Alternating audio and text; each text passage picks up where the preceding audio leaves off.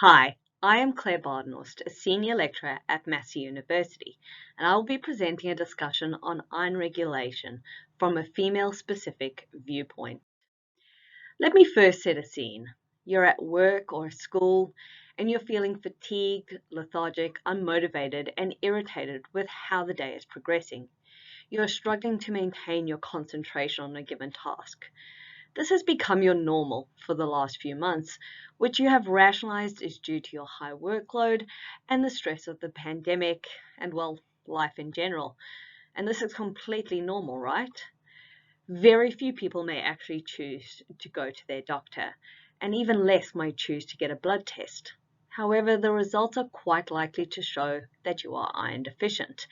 And this is unsurprising, as iron is the most common nutrient deficiency worldwide.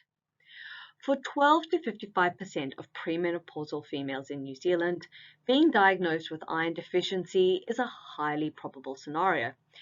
The rates are 2 to 3 times higher in our Māori and Pacifica females. Sadly, the last publication we have on these ethnic groups is greater than 10 years old, and so our due diligence as scientists has really not been maintained here for these females. An additional population group at risk of iron deficiency are our active females, who similarly have 2 to 3 times higher the risk of being diagnosed with iron deficiency. Now, the recognized causes of the most prominent nutrient deficiency in females include low dietary iron intake or low iron bioavailability within the diet, as well as exaggerated iron losses, which can be caused by exercise, blood donations, and other bleeds. Typically, our body only loses around 1 to 2 milligrams of iron a day. But when this is not replaced sufficiently through diet, or when we have exaggerated iron losses, then we are likely to be in a negative iron imbalance, or an imbalance between iron loss and iron intake. Over a sustained period of time, a chronic negative iron balance is likely to deplete our iron stores, putting us on that slippery slope to iron deficiency diagnosis. For females, especially premenopausal females, the most cited cause of iron loss is menstrual blood. Now, total iron lost in menstrual blood is usually around 1 milligram per cycle. Now, if this is not compensated for by dietary iron intake during menstrual bleeding, then yes, this may contribute to a negative iron balance. However, iron loss in females varies depending on the amount of menstrual blood lost. In females with heavy menstrual bleeding, the total iron lost may be 5 to 6 times higher than that of a regular cycle, greatly increasing the risk of iron deficiency diagnosis. Yet despite the high prevalence of iron deficiency, and that nearly all females have, will, or are experiencing menstrual bleeds, incredibly little is known about how the menstrual cycle affects menstrual bleeding or our relative risk of iron deficiency. Now, when most of us learn about our menstrual cycles, we learn about the typical 28-day cycles, which we can describe as biphasic or with 2 phases.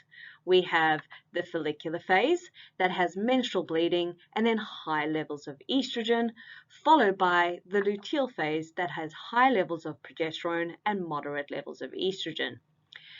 This description and image detail what we call a eumenorrheic cycle, a naturally occurring cycle that lasts between 21 and 34 days, has a luteinizing hormone surge and ovulation, and correct estrogen and progesterone profiles in each phase, and has not been influenced by hormonal contraceptives for 3 months. But females don't always present with the perfect eumenorrheic cycle from the day they start menstruating until they reach menopause. In fact, we actually need to consider how the menstrual cycle sits along a continuum. The menstrual cycle of a female is likely to experience all of these profiles. Most females know about the eumenorrheic fertile cycles from textbooks. Yet females can also present with subtle ovulatory disturbances known as anovulation or luteal phase deficient cycles, where we see alterations in estrogen and progesterone concentration in each of the phases, and they could also present with severe menstrual cycle disturbances such as amenorrhea.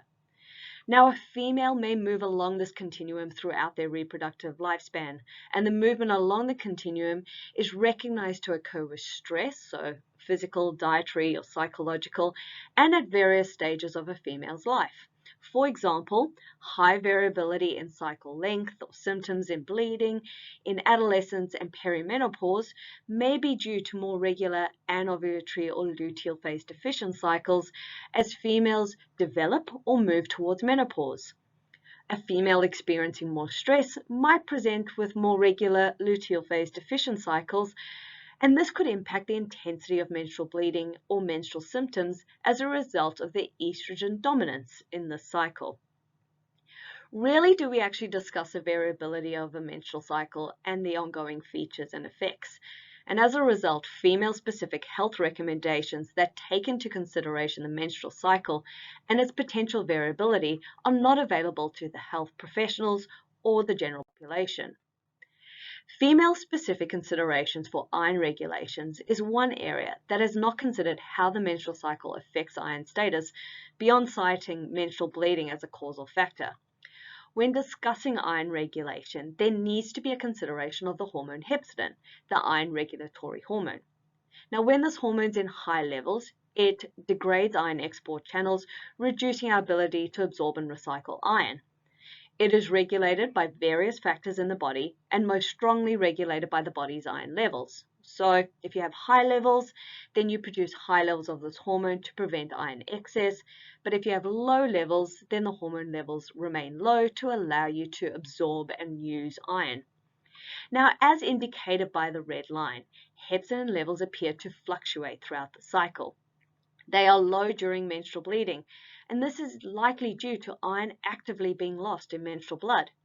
However, the low hormone levels here are actually likely to aid iron absorption and recycling, so you can almost see this as a physiological trade-off. Now, estrogen levels have been shown to suppress hepcidin. Therefore, as estrogen rebounds in the later stages of the follicular phase, hepcidin levels may stay low and enable more movement and use of iron in our body. However, this increased movement of iron into our body in the latter stage of the follicular phase may cause hepcidin levels to rebound around ovulation, as hepcidin follows iron status, its strongest regulator. The high levels of hepcidin in the luteal phase may be due to the increased iron levels post-ovulation and supported by high progesterone levels, a hepcidin-inducing steroid. Again, though, we've presented iron regulation in a eumenorrheic cycle. However, premenopausal females will present with variable cycles. For example, in 3 months, healthy females' prevalence of subclinical ovulatory disturbances may range from 48 to 79%. The estrogen dominance and low progesterone levels may affect hepcidin regulation in these cycles, therefore directly impacting iron regulation in healthy females. It may also alter menstrual bleeding, as ovulatory disturbances such as luteal phase deficiency or anovulation are recognized non-structural causes of heavy menstrual bleeding. Despite numerous research investigations looking at the impact of dietary iron intake for females and factors that contribute to iron loss, research is actually still required to understand female-specific iron regulation. A better understanding of the menstrual cycle may inform us on how to support iron status in females and allow us to consider the menstrual cycle in health recommendations for females. Now, research that will be completed by our group at Massey University over the next few years that is funded by the Health Research Council is aimed at shedding some light on these questions. But with this in mind, the best advice I can give is know your cycle and track not only its length, but its unique features and symptoms, especially around menstrual bleeding. Be aware of the natural variability within menstrual cycles and understand how this can be a marker of your health or stress. If you think you may be iron deficient, please consult with a medical professional and try and normalize discussions not only around your menstrual cycle, but on its unique feature, its menstrual bleeding. Thank you, and I hope you enjoy the conference.